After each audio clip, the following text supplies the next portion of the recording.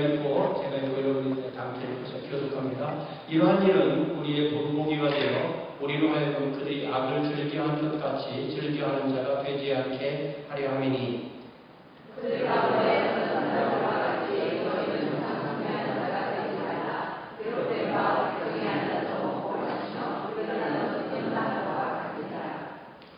그들 중에 어떤 사람들이 음행하다가 하루에 23,000명이 죽었나니 우리는 그들과 같이 음행하지 말자. 그들 가운데 어떤 사람들이 주를 시험하다가 그에게 명하였나니 우리는 그들과 같이 시험하지 말자. 그들 가운데 어떤 사람들이 원망하다가 멸망시키는 자에게 멸망하였나니 너희는 그들과 같이 원망하지 말라. 그들에게 일어난 일은 공고가 되고 원망할 자를 만난 우리를 깨우치기 위하여 그렇게 하느니라. 그런즉 선줄로 생각하는 자는 넘어질까 조심하라. 13절 시작. 사람이 감당할 시험 밖에는 너희가 당할 것이 없나니 오직 하나님을 믿고사 너희가 감당하지 못할 시험당을 허락하지 아니하시고 시험당할 적에 또한 피할 길을 내사 너희로 능히 감당하게 하시느니라. 그런 지식입니다.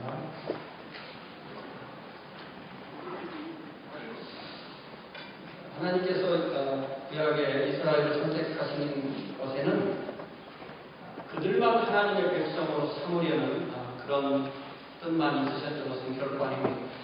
하나님께서 이스라엘을 선택하셔서 당신의 백성, 또 거룩한 나라, 또 제사장 나라로 삼으신 것은 이스라엘 통해서 온 세상을 구원하시려는 그 계획의 전반부입니다. 제사장이 한 사람의 제사장이 하나님과 백성 사이에 있다면 제사장 나라로서 이스라엘은 하나님과 온 세상 사이에 제사장 나라로 존재하는 것입니다. 이스라엘이 하나님을 잃어도 아무런 의미가 없고 또 이스라엘이 세상을 잃어도 아무런 존재의 가치가 없습니다.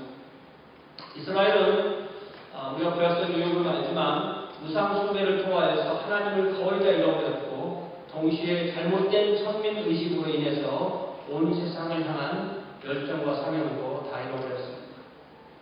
이스라엘은 이렇게 철저히 실패했지만 하나님은 결코 실패하지 않으셨습니다. 하나님은 그 이스라엘을 환난과 핍박 가운데 두게 하시고 그들을 시련하시고 연단하시고 그들을 남은 자로 만드시고 그 남은 자를 주셔서 그 후손으로 예수님을 태어나게 하셨습니다.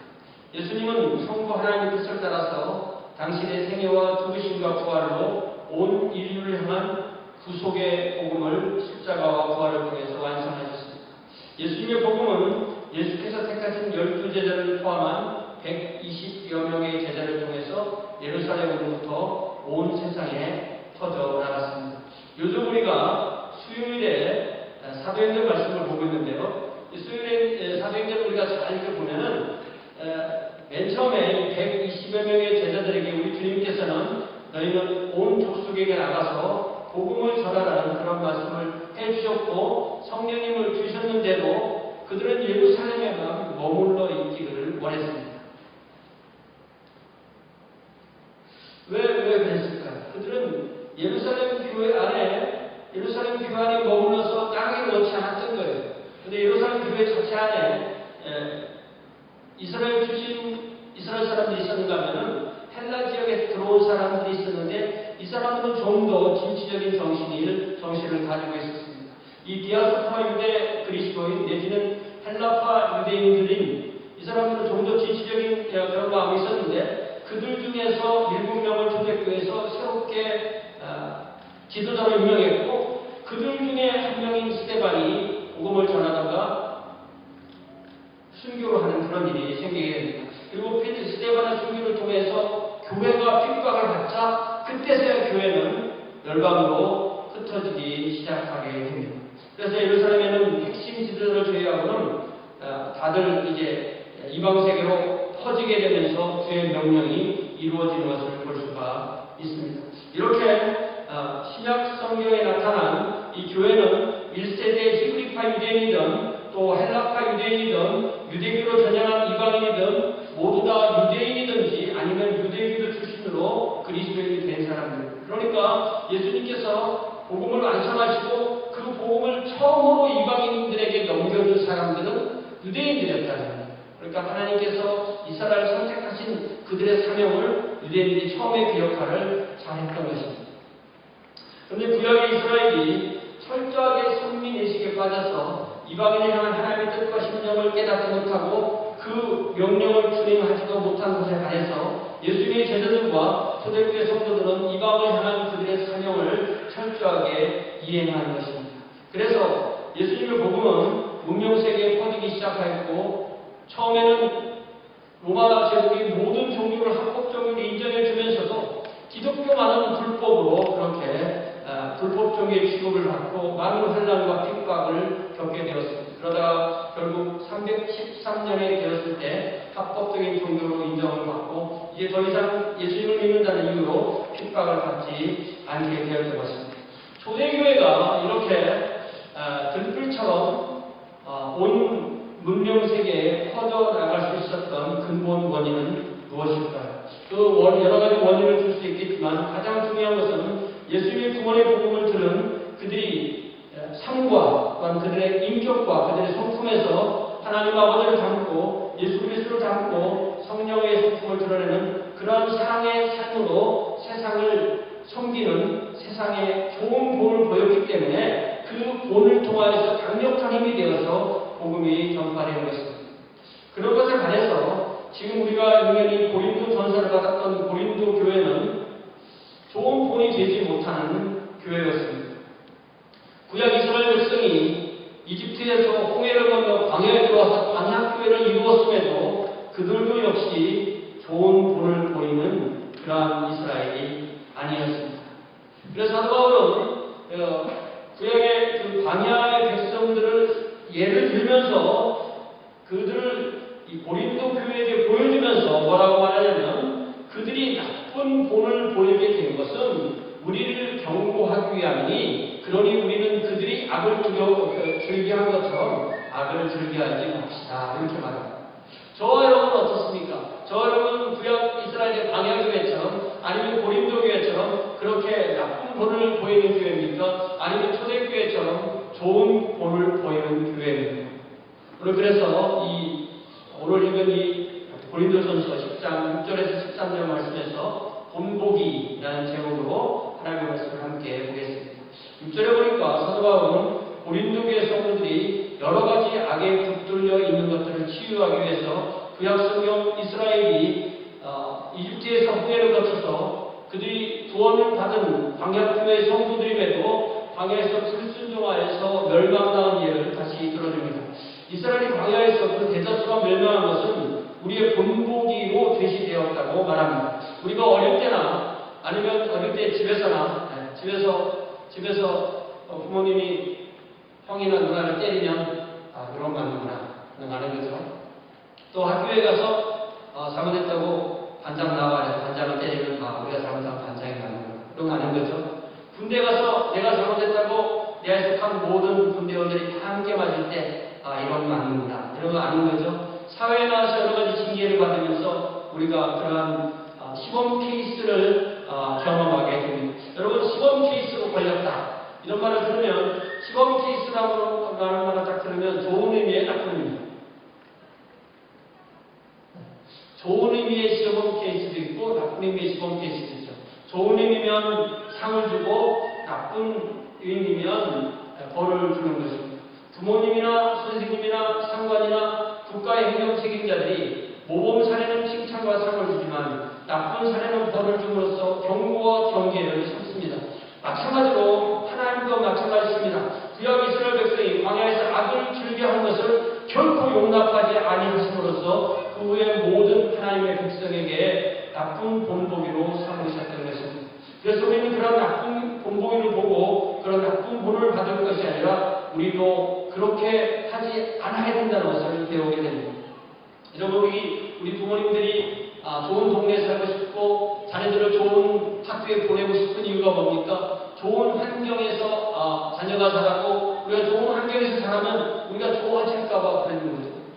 그런데 사실 좋은 환경에서 좋은 본을 본 모든 사람들이 다 좋게 되는 것도 아니고 나쁜 환경에서 나쁜 본을 보는 모든 사람들이 다 나쁘게 되는 것도 아닙니다. 좋은 환경에서는 아무래도 좋을 가능성이 많고 나쁜 환경을 보면 아무래도 나쁘게 될 가능성도 많기는 하겠죠.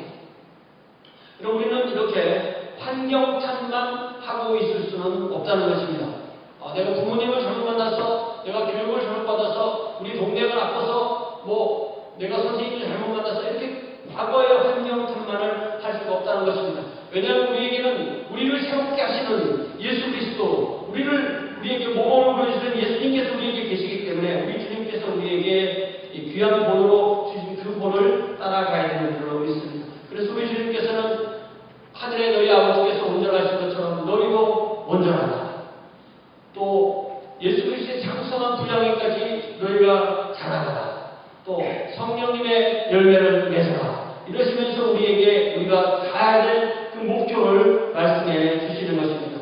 이스라엘이 광야에서 즐겨했던 악을 즐기지 말아라 라고 서로 말하는데 그 이스라엘 광야에서 즐겨한 그 악들을 네 가지로 요약해 주는데요. 사실 이 네 가지는 다 서로 묶여 있어요. 서로 엮여 있는데 그들이 가지고 있는 악을 네 가지를 이렇게 한번 분석해서 얘기해 주고 있습니다.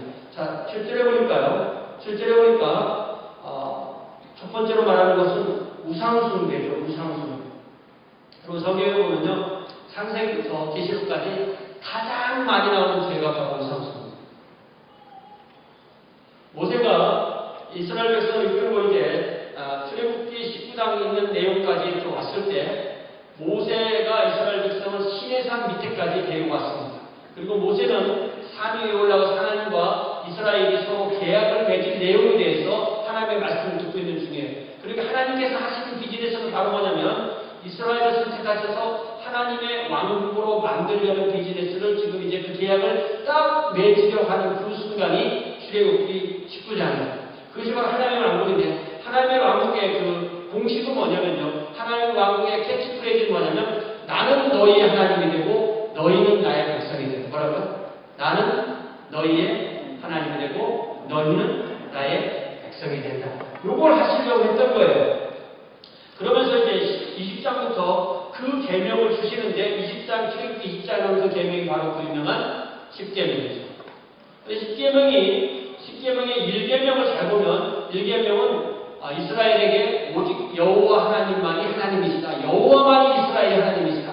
다른 신들이 많이 있다 할지라도 그들은 다 각자 신의 신이 아니고 여호와만 신이시다는 것이 제1계명이면 2계명은 그 하나님을 우상으로 만들지 말아라. 하나님을 우상 섬기지 말아라. 어떠한 형상도 하나님이라고 만들지 말아라. 그러니까 1계명과 2계명은 서로 자기되고 서로 동전의 양면처럼 그렇게 합해지는 그러한 말씀이라고 할 수가 있습니다. 모세가 이렇게 시내산에서 10계명과 그 외의 중요한 율법과 법률과 성막에 관한 제도, 제사장에 관한 제도를 쭉 20장부터 31장까지 받는 그 사이에 산 밑에서는 어떤 일이 있었죠? 출애굽기 32장에 나오는 대로 이스라엘은 그들을 인도하던 모세가 그들의 눈에서 사라지자 하나님이 사라졌다고 생각했습니다. 그래서 모세의 형 아론을 윽박질러서 자기들을 인도할 신을 만들어내라고 합니다. 모세의 인도를 받았듯이 아론의 인도를 받으면 되는데 아론의 인도를 원치 않고 우리를 인도할 신을 우리 눈앞에 만들었다라는 거죠. 그래서 아론의 굴복 속에 그들이 가지고 있던 기름속을 빼서 그것을 녹여서 송아지 형상을 만들고 거기에 금을 조금해서 그 송아지 형상을 만들어 놓고 이것이 바로 너희를 인도할 신이라고 그 신에게 제사를 지내고 또 거기서 축제를 하고 앉아서 먹고 마시고 일어나서 뛰고 놀고 온갖 더러운 일을 했던 것입니다. 그래서 출애굽기 32장 6절을 보니까 이튿날에 그들이 일찍 일어나 번제를 드리고 화목제를 드리고 백성이 앉아서 먹고 마시며 일어나서 뛰놀더라 이렇게 되어 있습니다. 이 일이 어떻게 결말을 맺습니까? 하나님께서 레위 족속을 선택하셔서 닥치는 대로 자기 이웃들을 자기 동족들을 3,000명이나 쳐 죽이는 것으로 일단락을 맺게 됩니다. 여러분 이거를 우리 생활과 맞춰서 한번 예를 만들어 드려 보자면 마치 뭐와 같으냐면 모세가 산 위에 올라가서 하나님과 계약을 맺는 동안에 나는 너희 하나님이다. 너희 우상을 만들지 말아라. 그 일을 하고 있는 동안에 땅에서 이스라엘은 그 하나님을 버리고 우상을 섬기고 있는 거예요. 요즘은 모르겠는데요. 옛날에 제가 어릴 때는 그런 일이 많았습니다. 사우디에 사우디나 이런 데 남편이 돈 벌러가지고, 그죠? 돈 벌러가지고 열심히 진짜 술 한잔 못 마시고, 사우디는 술도 못 마셔요. 그 뜨거운 물 속에서 쓸거 못 쓰고 돈을 모아서 그걸 한국에 보내면 이 엄마는 그거 가지고 춥바람 나고 무슨 바람 나고 무슨 바람 나고 애들거리고 새로운 사람 만나서 그 돈 갖고 놀고 있는 그런 상황과 이게 너무나 비슷하다는 거예요.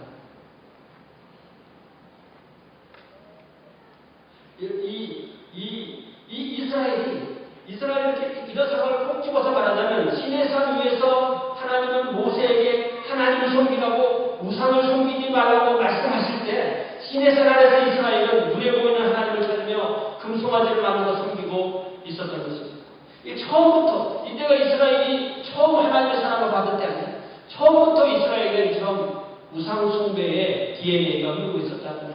이집트에서 돈 그대로 한 거죠. 여러분 종교개혁자 칼뱅은 뭐라고 말했냐면 인간의 마음은 우상 제조 공장이라고 했어요. 왜 그랬을까요? 우리는 하나님을 바라보지 않는 순간 하나님에게 우리의 시선이 떨어지는 순간 우리는 즉각 우상을 만들고 우상을 찾는다는 것입니다. 물론 고린도 교회 성도가 금송아지를 섬긴 것도 아니고 우리도 마찬가지로 금송아지를 섬기지는 않습니다. 그러나 우상이란 피조물을 하나님으로 섬기는 것, 하나님 아닌 것을 하나님으로 섬기는 것, 하나님보다 더 소중하게 여기는 그 어떤 것, 그것이 우상이 아니겠습니까? 이러한 정의에 의하면 우리 주변에서 우리가 어쩌면 가장 좋아하는 것, 우리가 가장 사랑하는 것, 우리가 가장 포기하지 못하는 것, 우리가 가장 끊지 못하는 것, 그것이 우리에게 우상으로 다가오고 있다는 점을 우리는 다시 한번 뼈저리게 느껴야 하겠습니다. 더욱이 심지어 자신에 대한 자존심, 자존감, 자랑, 자기가 붙들고 싶은 그것, 더 나아가서 가족에 대한 사랑, 이런 걸 가지고 사실은 우리에게 우상으로 다가올 수 있음을 우리는 분명히 자각해야 하겠습니다. 이 시간에 우리에게 있는 우상이 무엇인지 제가 여러분 각자 붙들고 우상이 뭐예요? 묻지 않습니다. 다만 여러분 하나님께서 이 시간에 알려주시는 대로 내가 붙들고 있는 우상이 무엇인가? 처음에 생각나는 것, 그게 바로 우상. 그 우상을 하나님 앞에 버리고 하나님 우선으로 할 때 그것이 우상이 아닌 하나님의 축복이 되는 줄로 믿습니다. 그렇게 주님 앞에 간절히 기도하시기 바랍니다. 두 번째 사도 바울이 지적한 죄는 무엇입니까? 그것은 음행이라는 죄였습니다. 이스라엘은 광야에서 거기서 또 이 첫 번째 우상 숭배도 음행과 연결되어 있지만 또 두 번째 민수기 25장에 나오는 이 이야기로 이 우상 숭배와 음행이 연결된 이야기가 나오게 됩니다. 여러분 이 민수기 25장은 광야 생활 40년이 거의 끝나는 그런 시기인데요. 여러분 참 신기하게도 우리 성경에는 이 민수기라고 해서 영어 제목처럼 넘버스 이렇게 되어 있잖아요. 이것은 히브리어 성경을 헬라어 성경으로 이렇게 번역할 때 제목을 붙인 거예요. 원래는 히브리어 성경은 이 모세오경은 그 성경의 첫 번째나 두 번째 단어 그게 성경의 제목이에요. 그러면 민수기의 원래 제목은 뭐냐면 광야에서 이게 제목이에요.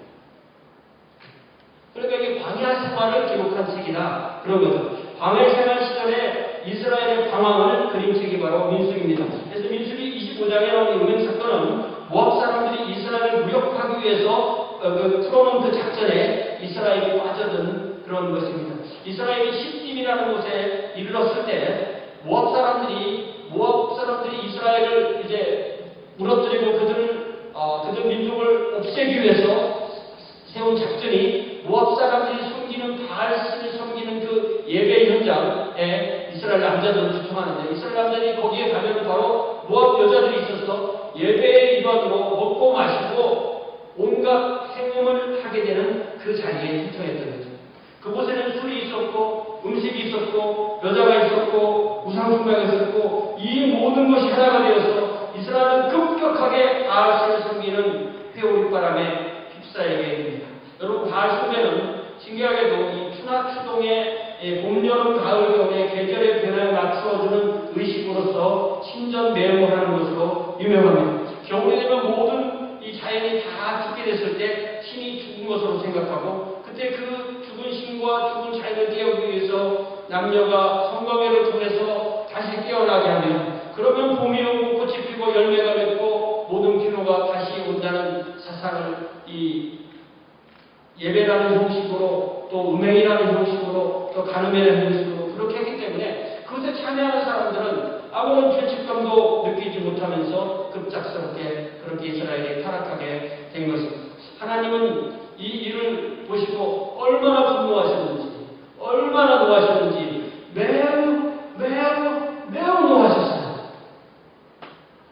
먼저는 모세로 하여금 이스라엘의 지도자들, 이스라엘의 두령들, 이스라엘의 머리들을 다 잡아서 하나님 앞에 목을 매달아 죽게 하셨습니다.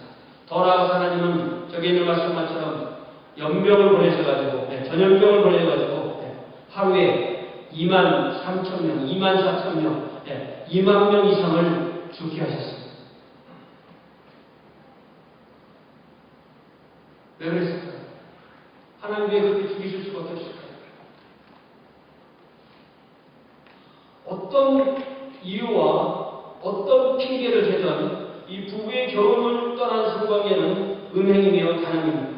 이스라엘은 모압 숲속의 바알 숭배에 동참해서 음행을 하며 우상을 섬기며 먹고 마시며 춤추며 인간의 모든 존엄함을 내버리고 하나님의 백성의 존엄함을 내버리고 하나님의 이름을 욕되게 하였던 것입니다. 하나님께서 그래서 그들을 하루에 2만 명 이상을 죽게 하심으로 고린도 교회부터 시작해서 오늘날 우리에게까지 본을 삼으신 것입니다. 고린도 교회는 음행으로 유명했고 오늘날 우리에 의해서 자유롭지 못합니다. 하나님께서 이렇게 말씀으로 경고하실 때 오늘 우리가 이 말씀을 듣고 경고를 받았을 때 우리가 우리에게 붙어있는 어떤 형태의 음행과 하나님의 거룩하신 힘을 더럽히는 그러한 온갖 성적인 더러움에서 벗어나야만 하겠습니다. 세 번째로 사도 바울이 시작한 죄는 주를 시험하는 죄라고 되어 있습니다. 9절에 보니까 어떤 사람들이 주를 시험하다가 뱀에게 멸망하였다 하게 되어 있죠. 이 이야기 역시 민수기 21장에 나오는 이야기인데요. 민수기 21장 4절에 보니까 백성이 호로산에서 출발하여 홍해 길을 따라 에돔 땅을 우회하려 했다가 길로 말미암아 뭔가 그 길이 자기들 마음에 안 들었어요. 길로 말미암아 백성의 마음이 상하였더라. 우리가 살면서 무슨 이유로든 마음이 상한 일이 생기죠. 백성이 하나님과 모세를 향하여 원망하되 어찌하여 우리를 애굽에서 인도해내어 이 광야에서 죽게 하는가. 이곳에는 먹을 것도 없고 물도 없도다. 우리 마음이 이 하찮은 음식을 싫어하노라. 이렇게 되어 있습니다. 자, 그러면 구체적으로 이 상황에서 어떤 행동이 주님을 시험한 걸까요? 분명히 원망했다고 되어 있죠. 근데 사도 바울이 이것을 주님을 시험했다고 했어요. 이스라엘은 자기들에게 주어진 길이라는 환경에 먼저 마음이 지쳤습니다. 마음이 상했습니다. 우리가 어떤 일이든 마음이 지치고 마음이 상할 수 있습니다. 그들은 이제 지금까지 그들을 여기까지 인도하신 분이 하나님이심을 하나님의 은혜로 여기까지 왔음을 생각했습니다. 우리가 지금까지 여기까지 온 것은 하나님의 은혜인 것을 믿으시기 바랍니다. 그러나 그들은 하나님과 모세를 원망했습니다. 하나님의 근본적인 의도와 하나님의 마음과 하나님의 선하신 의도를 일부러 복해했습니다. 하나님과 모세는 어찌하여 우리를 애굽에서 인도해내어 이 광야에서 죽게 하는가. 이거는 뭐 이스라엘에게 입에 뱉은 메파트에 첫날부터 지금까지 이집트에 살면 되는데 이집트에서 종으로 살면 되는데 왜 광야로 불러내서 우리를 여기서 죽이냐는 것입니다. 하나님의 선하신 의도를 근본적으로 복해하는 것입니다. 저와 여러분이 향하신 하나님의 의도는 근본적으로 선하신 걸 믿으시기 바랍니다. 내가 지금 어디에 있든 어떤 환경에 있든 하나님께서 나에게 은혜를 주셔서 지금까지 여기까지 온 것을 믿으시기 바랍니다. 하나님과 모세의 의도는 그들을 살리시고 그들을 이집트의 노예가 아니라 하나님의 왕국의 자유시민으로 살게 하려는 것입니다. 그러나 이스라엘은 하나님 그들을 죽이기 위해 광야를 끌고 나왔다고 원망했습니다. 이 원망이 하나님의 그 근본 의도를 부인하는 그 원망이 곧 주님을 시험하는 것이고 주님께 이렇게 원망해도 주님의 선하신 의도를 테스트하고 주님을 원망하고 시험하여도 주님이 아무런 처벌도 하지 않을 것이라고 생각하는 것이 또한 주님을 시험하는 것입니다. 보통은요, 이 민수기나 이 자리도 보면 하나님이 이렇게 잘못하면 경고를 해주세요. 그러면 안 된다. 그런데 이 사건은요, 원망하자마자 시험하는 죄를 범하자마자 즉각 그들에게 불뱀을 보냈다. 민수기 21장에 보면 이 불뱀이요, 한국말 불뱀이라고 번역되어 있지만 이게 복뱀입니다. 복뱀. 네. 그래서 뱀에 물리는 사람들은 몸이 퉁퉁 부어서 그 독으로 죽어가는 거예요. 얼마나 많은 사람이 죽었는지 기록되어 있지 않지만 많은 수가 뱀에 의해서 죽었다라고 기록되어 있습니다. 사랑하는 성도 여러분, 고린도 교회나 또 오늘날 우리 교회나 우리가 우상 숭배이든 음행이든 시험이든 주님 앞에서 분명한 죄를 범하고도 주님께서 아무런 사랑의 매를 들지 않을 거라고 생각하는 것, 그게 바로 주님을 시험하는 것입니다. 내가 아무렇게나 살아도, 내가 내 마음대로 살아도, 내가 내 원하는 대로 살아도, 내 죄성을 따라 살아도 하나님이 나를 손대지 않으실 거야 라고 하는 것이 주님을 시험하는 것입니다. 마치 하나님을 마음 좋은 할아버지처럼 손자 손녀가 마냥 귀여워서 어떻게 해도 넉넉하게 웃기만 하는 그런 하나님으로 생각하는 것이 곧 하나님을 시험하는 것입니다. 하나님은 하나님을 시험하는 이스라엘에게 불뱀을 보여내서 그들을 징계하듯이 만약 우리가 하나님을 시험하면 우리에게도 어떤 형태의 불뱀에도 보내셔서 우리를 사랑의 매로 다스릴 것입니다. 우리가 이 주일 아침에 이 말씀을 들으면서 우리의 마음을 다잡을 때, 우리는 이 말씀을 들으면서 우리의 마음이 징계를 받을 때 우리는 하나님을 시험하는 무서운 죄에서 벗어나고 하나님을 보내시는 불뱀에서 벗어나게 되는 줄로 믿습니다. 이제 10절에 보니까 이스라엘 범한 네 번째 죄는 원망입니다. 그러니까 우상 숭배이든 또 음행이든 또 주를 시험하든 원망의 죄가 다 섞여 있는 걸 알 수 있어요. 모세가 광야에서 이스라엘의 범한 죄를 지적한 네 번째 죄는 원망입니다. 이집트에서 나온 이스라엘은 처음부터 하나님을 원망했습니다. 그리고 그 원망의 죄는 민수기 13장에도 나오고 민수기 16장에도 나오고 지금 죽을 시험한 21장에도 지속적으로 나옵니다. 그리고 그 내용은 한결같이 어찌하여 우리를 이집트에서 인도해서 이 광야에서 죽게 하는가 라는 그런 원망입니다. 이스라엘을 향하시는 하나님의 선하신 계획과 의도를 복해해서 하나님이 가장 싫어하시는 말로 하나님의 속을 뒤집어 놓는 것, 그게 원망입니다. 여러분, 우리가 싸울 때입니다. 사람과 싸울 때도 가장 지독한 말을 하지 말아요. 그 말은 이렇게 생각을 하지 말아요. 그런 사람의 가슴에 딱 박혀서 평생을 가는 거예요. 이스라엘도 하나님 앞에 원망할 때는 하나님 가장 싫어하는 말을 하는데 하나님 가슴에 딱 박히는 가장 싫어하는 말을 이렇게 뭐냐면 이집트로 돌아가고, 하나님이 지금까지 모세를 통해서 그들을 데려서 하나님과 백성, 하나님 그들을 구원해서 하나님 백성으로 계약을 맺어서 하나님의 왕국을 세우시는데 그 주체가 하는 말이 우리를 죽이려고 여기까지 데려왔으니 우리는 모세를 포기하고 하나님을 포기하고 이집트로 돌아가겠다는 것입니다. 제가 몇 번 말씀드렸듯이 하나님은 이집트 알러지가 있었어요. 이집트에 입점하는 하나님 기절하십니다. 우리 식으로 바꾸면 내가 왜 예수를 믿었던가? 차라리 예수님 믿지 않고 그냥 내 마음대로 사는 게 훨씬 좋지 않을까? 내가 믿고 싶어 믿었으니까 하나님 그 사람을 선택하셔서 하나님의 백성으로 삼으시고 하나님의 자녀로 삼으셨는데 내가 예수 믿어서 좋은 일고 이렇게 차라리 예수님 안 믿는 것이 낫지 않은가라고 한다면 하나님께서 얼마나 서운하시겠습니까? 얼마나 가슴이 아프시겠습니까? 이 일로 인해서 이스라엘이 하나님을 복귀했을 때 우리가 지난주에 본 것처럼 출애굽을 경험한 이스라엘의 모든 성인 남자 중에 여호수아와 갈렙 두 사람만 빼어놓고 모든 사람이 다 광야에서 멸망하는 그러한 멸망을 당하지 않았습니다. 사도 바울은 고린도 교회 성도들에게 이렇게 원망하지 말라고 했습니다.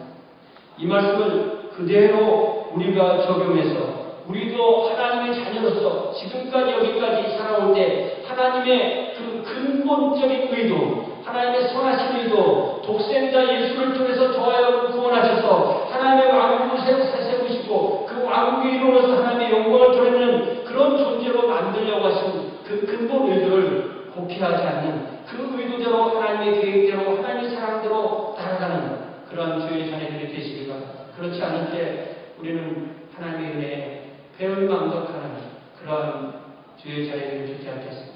그러하면 우리에게 그러고 우리는 어떤 재난이 닥쳐오고 세상 사람들이 불행이라고 말하는 것이 우리에게 찾아온다 할지라도 아무리 우리가 바닥에 내려앉다 할지라도 우리는 하나님을 원망하는 일을 결코 해서는 안 되는 것입니다.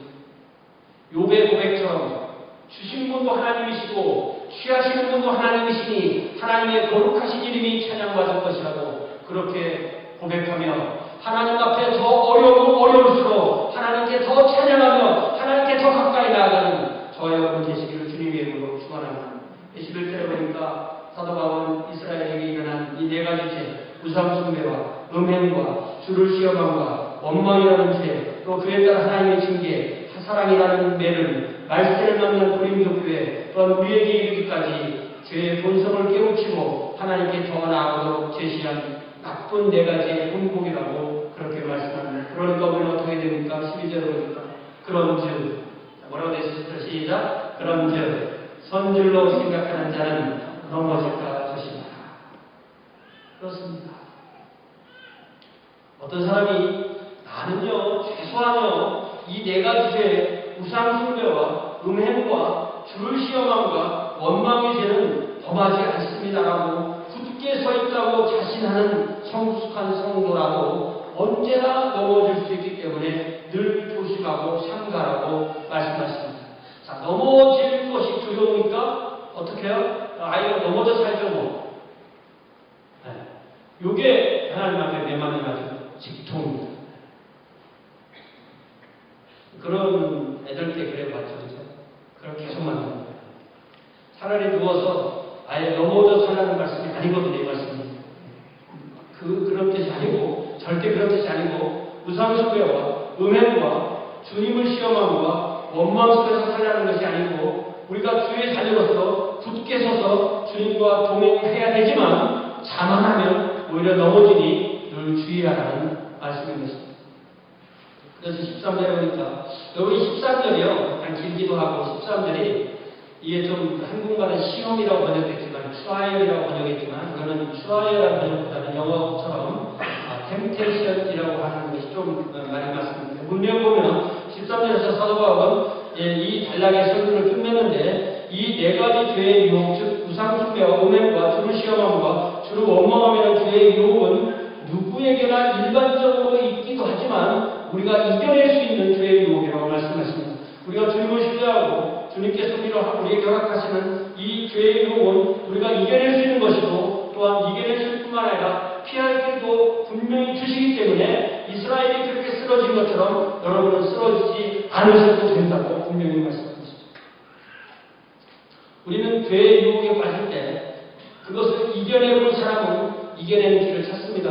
그러나 이겨내지 못하고 번번이 쓰러진 사람은 번번이 쓰러집니다. 하나님께서 원하시는 것은 그것을 이겨내고 그 단계를 벗어나서 하나님께 더 가까이 가기를 원하시는 것입니다. 그러면 우리가 죄의 유혹에 우리 자신을 내던지지 말고 하나님을 더 가까이 따를 때 우리는 분명히 죄의 유혹과 싸워서 이길 수 있다는 이 약속의 말씀을 붙잡고 주님을 따라야 되겠습니다. 이게 이 말씀이 저 시험이라는 말을 유혹이라는 말을 바꿔서 읽으면 이게 죄의 유혹의 속에 이겨낼 수 있다는 말씀인데 시험이라고 말하면 하나님이 주시는 것이고 시련이라고 말하면 하나님이 주시는 것이고 유혹이라는 사탄이 주는 건데 이게 하나님이 주신 시련이든 사탄이 주는 유혹이든 우리가 이것을 이겨내야만 우리 하나님께 더 가까이 갈 수가 있는 것입니다.